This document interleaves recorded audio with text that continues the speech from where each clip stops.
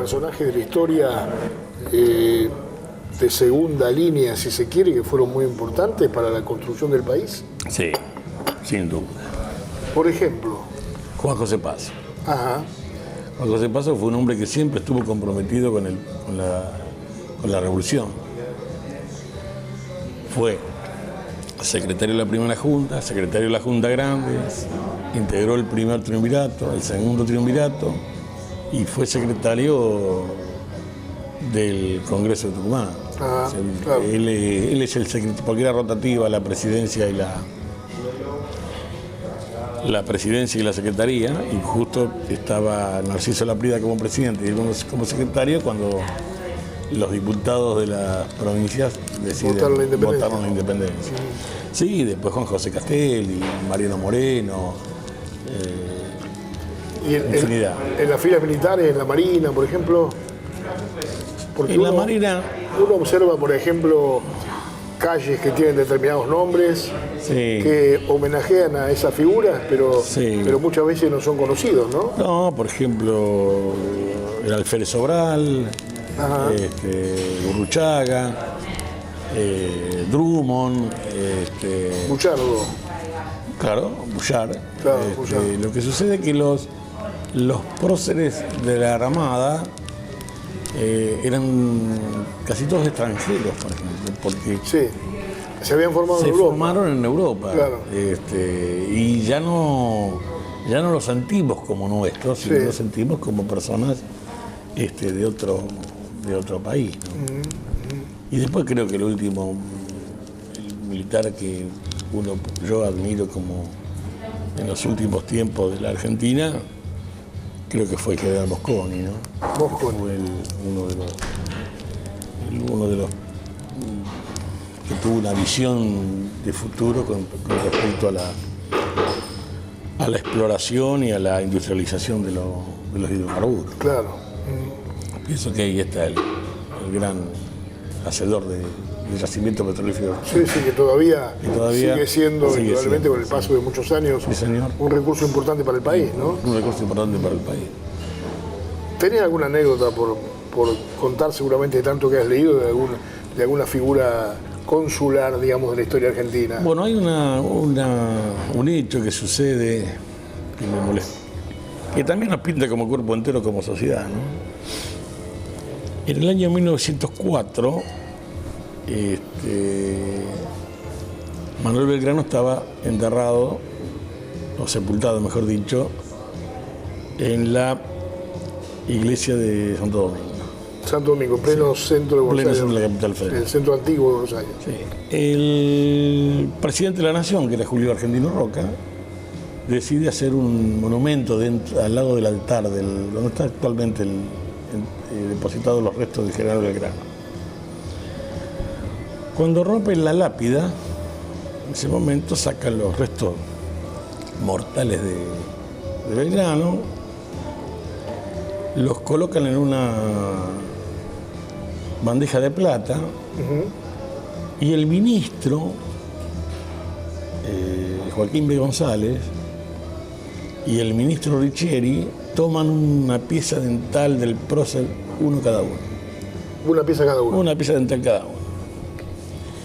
Bueno, pasan los días, se arma un escándalo a nivel nacional, que lo refleja el diario La Prensa, y los argumentos que dan los dos funcionarios. Uno, Joaquín B. González, dice que extrajo ese diente del general Belgrano para mostrárselo a los amigos, y el entonces coronel Riccieri dice que se lo lleva para mostrárselo a Bartolomé Mitre. Eso en otra parte del mundo hubiese sido un escándalo, prácticamente la desaparición de la escena pública de las dos personas. Claro. Y bueno, hoy una de las autopistas más importantes de la ciudad de Buenos Aires se llama Autopista Riccieri, y Joaquín B. González es una persona que está citada por algunos historiadores en varias oportunidades, ¿no? Claro.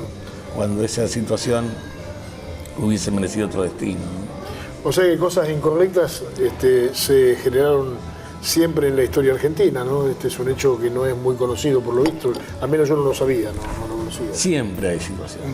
Los hombres,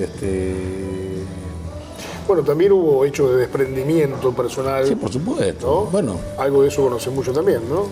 Manuel Belgrano, cuando recibe el reconocimiento del gobierno de Buenos Aires por los triunfos de Salta y Tucumán, él dona ese premio, que era una plata en oro, un valor en oro, para la construcción de 2 escuelas. Y bueno, las construyó el presidente Kirchner, las 2 escuelas que había donado el general Belgrano en el año 1812. Esos son los claros oscuros de nuestra historia, ¿no? Como vuelvo al educador, ¿no? Vos pasaste muchos años educando en la escuela técnica. Indudablemente que la educación es seguro. Fundamental la base del crecimiento de los pueblos. Fundamental. Sin embargo, los gobiernos no invierten tal vez demasiado, o posiblemente los cambios de los sistemas educativos nos han perjudicado, o la situación social, o qué, pero estamos deteriorados en ese sentido, ¿no? No hablo de este gobierno ni del anterior, venimos ya de mucho tiempo. Yo creo que yo viví el cambio de la famosa Ley Federal de Educación del doctor Menem.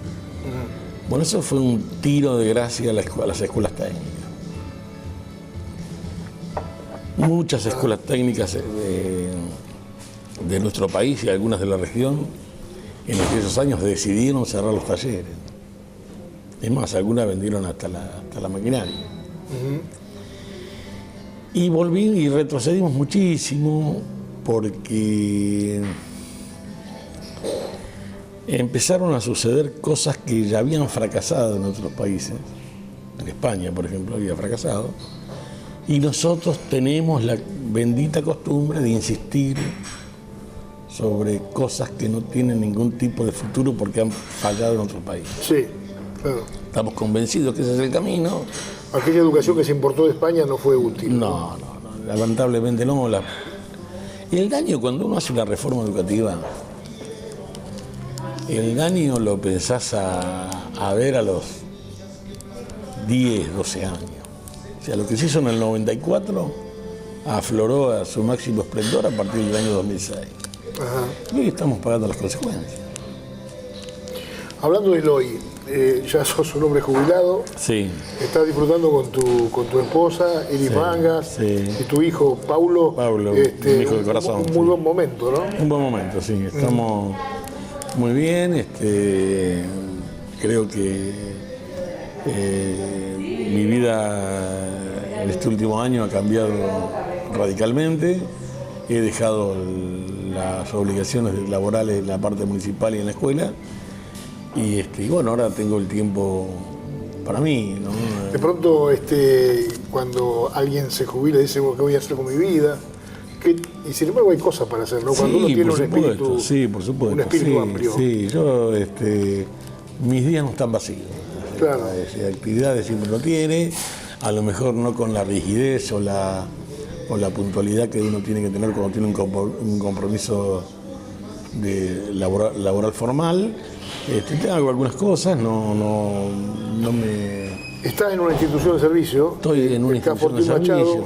Y con uno de los integrantes, con Lucio Giuliani, hicieron una obra muy interesante para la escuela de frontera, ¿no? Sí, cuando, qué sé yo, uno tiene que trata de conozco mucho la parte de las necesidades de los pueblos en la parte fronteriza de nuestro país, ¿no? Y uno sabe que a lo mejor acá un juego de madera, un chico de nuestra ciudad... Hasta por ahí ni le interesa. Ni le interesa. Claro. Y yo creo que un juguete de madera, por más humilde que sea, para un chico del norte o de la región de Cuyo que vive en plena casi soledad, sí. Vos le estás llevando el mejor juguete que puede llegar a tener. Entonces, bueno... comenzamos a hacer unos juegos de madera didácticos para chicos de edad de inicial, ahí diseñamos unos juegos porque no inventamos nada, ¿no? Bueno, que aprenden a tener movilidad en las manos, los más chiquititos, y después algunos rompecabezas, algunos autitos que hacemos, y bueno, para no malgastar el tiempo, ni que sea algo productivo el trabajo, ¿no? Bueno, por ejemplo, eso se puede hacer en la etapa en la cual uno está jubilado fuera de la obligación. Uno tiene otros tiempos, tiene otras necesidades, y bueno, las plasma desde ese... Hicieron numerosos juegos, muchos, ¿no? Y los hicieron llegar a las escuelas de frontera. Sí, creo que hicimos más de 250 juegos que los mandamos a la escuela de frontera, y ahora, bueno, en casa tengo alguna producción que la tengo un poquito abandonada por los meses de verano, pero seguramente una vez que el frío empiece a contenerlo más en el interior, claro. Vamos a seguir con esos juegos, ¿no? ¿Seguís leyendo, seguramente? Sí, leo mucho sobre actualidad política, leo mucho sobre historia y bueno. ¿Cómo te llevas con el cine? No soy muy afectuoso. ¿Más de la televisión? Yo soy más de la televisión, claro, sí. ¿De la información también? Sí, de la información. Consumo mucho programa de actualidad. Hablando de actualidad, siempre de actualidad económica y política. Sí, ¿no? sí. Y mucho fútbol también. Mucho fútbol. Mucho fútbol, sí. Lamentablemente o afortunadamente soy hincha de Independiente. Sí, sí, orgulloso hincha de Independiente, aunque perdimos con el clásico rival categóricamente. ¿Pero Independiente de toda la vida? No, vos sabés que es un caso raro. Vos sabés que yo no, en mi casa mi padre no hablaba de fútbol, no se hablaba, no. Porque muchas veces se hereda de los padres, ¿no? Claro. No fue el caso mío, por ejemplo. Claro. Mi papá era hincha de Huracán de Parque Patricio. Claro. Uno de los muy pocos hinchas que había acá en la ciudad. Claro, yo tal vez 2, 3, claro. Sí, un hincha de Huracán de Parque Los Patricios era Luis Ridao, el padre de los chicos Ridao. Ajá. Era hincha de Huracán de Parque Patricio. Yo era muy chico, una vuelta fui ya, qué sé yo, 5 años, 6 años. Fuimos a Necochea, donde vivía mi madrina, y mi madrina me chantajeó, me regaló un mandarín de Boca, y bueno, yo... Pasó muchas veces. Neófito en el tema. Ha pasado muchas veces. Me hice hincha de Boca. Sí. Y un día me acuerdo que mi papá me pregunta, ¿por qué sos hincha de Boca? Mi padre. Y me dice, le digo, papá, porque sí, porque la madrina me dijo que me hiciera hincha de Boca. Le digo, ¿y vos de quién sos hincha? No, dice, yo soy de Independiente. Ah, bueno, automáticamente. Dije todo. Conservo el banderino, que te parezca mentira todavía. Son el equipo de Boca del año 64. Ajá. Y bueno, me hice hincha de Independiente, y te puedo asegurar que más de 4 se puede llegar a sorprender de los atuendos que utilizo cuando juego Independiente. Me imagino. Y ves el partido hasta...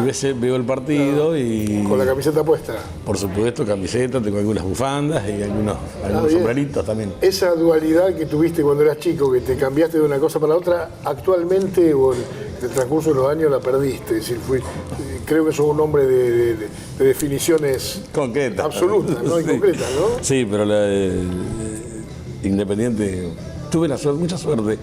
O sea que en la década del 70, años 72, 73, yo iba todos los años veraneaba en Necochea, ¿no? Ajá. Porque había hecho un convenio con mi madrina, una persona buenísima, y mi padrino también. Ellos tenían panadería en Necochea. Entonces habíamos llegado a un acuerdo que yo no me quedaba en ninguna materia en el colegio secundario, y de premio me daban los 3 meses de vacaciones en Necochea, en la casa de mi padrino.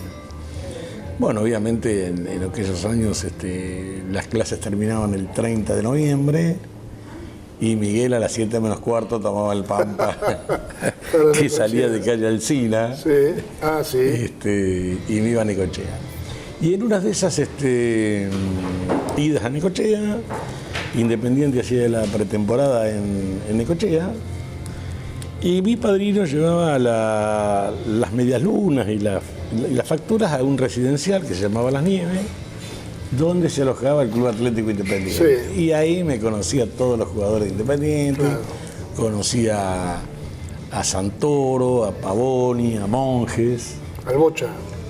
No, porque el Bocha lo conocí en un partido que se jugó en la cancha de Estación Quequén, en Necochea, en Quequén. No, a Independiente de la década del 68, Claro. 69, 70, el Comiso, una barra Bernao también lo conocí. Claro, me imagino. Y bueno, Miguel, gracias a fue un Dios. gusto charlar contigo. Bueno, se muchísimas nos va el gracias. tiempo, Sí. pero evidentemente que tal vez si nacieras volverías a ser el mismo, que te hubiera gustado ser, que hubieras cambiado. No cambio nada porque si no, no llegaría al lugar donde estoy. Ah, Y estoy muy bien. ¿no? Y estás muy bien. Estoy muy bien, sí. Agradezco la educación que tuve de mis padres, la formación militar que tuve también. También. Que tuve 5 años en la Armada. Y bueno, una familia, mi madre y mi padre me enseñaron un camino que a lo mejor yo no lo transité en la forma que lo tenía que transitar, pero el resultado estoy conforme con mi vida actual. con tu presente. Mi presente es muy bueno, el club también al cual pertenezco, Forti Machado, ¿no? Me dio digamos, el honor de haber sido su presidente el año pasado. Entonces, no tengo nada que reprocharme, ¿no? Y después, rodeo de amigos, ¿no? Y algunos que salimos a caminar a la mañana. Ajá. Un gusto recibirte, ¿eh? No, Muchas gracias. muchísimas gracias a vos. Miguel Ángel San Román, docente de toda la vida, tuvo un paso por la función pública que hizo con mucha responsabilidad, también un paso por la Armada, que posiblemente lo llevó a aprender un poco más de esta historia que nos contó ampliamente y con tantos conocimientos, por supuesto. En 7 días más volvemos en otra edición de nuestro espacio Séptima Noche. Muchas gracias a Ariel Wolfram por la cámara y también a Gabriel Sandoval por cedernos la perla y estos ricos cafés. Hasta el próximo encuentro.